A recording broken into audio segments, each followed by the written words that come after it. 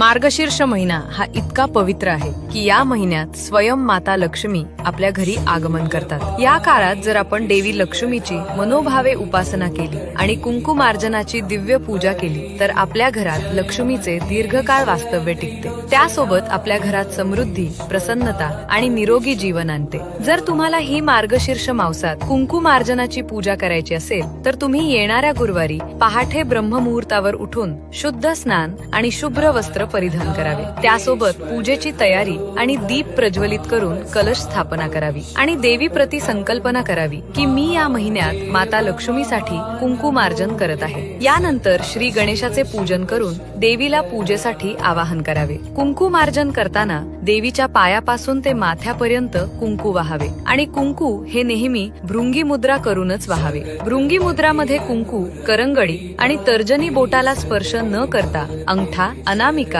आणि मधले बोटाने कुंकू घेऊन देवीवर वाहावे। कुंकू वाहत असताना देवीचा नामजप आणि तिचे स्मरण करावे। त्यानंतर देवीची कथा वाचून तिची आरती करून पूजा समाप्त करावी। कुंकवामध्ये काही असे तत्व असतात जे आपण केलेल्या प्रार्थनेला देवी शक्तीने सक्रिय करतात, म्हणून जेव्हा आपण भक्तिभावाने देवीला कुंकू समर्पित करतो तेव्हा ते तत्व सक्रिय होऊन आपल्याला आध्यात्मिक आणि भौतिक लाभ देते। त्यामुळे या मार्गशीर्ष महिन्यातील तुम्हीही दर गुरुवारी माता लक्ष्मीची पूजा करून कुंकुमार्जनाची पूजा करावी आणि देवी लक्ष्मीची कृपा आपल्या घरात आणावी।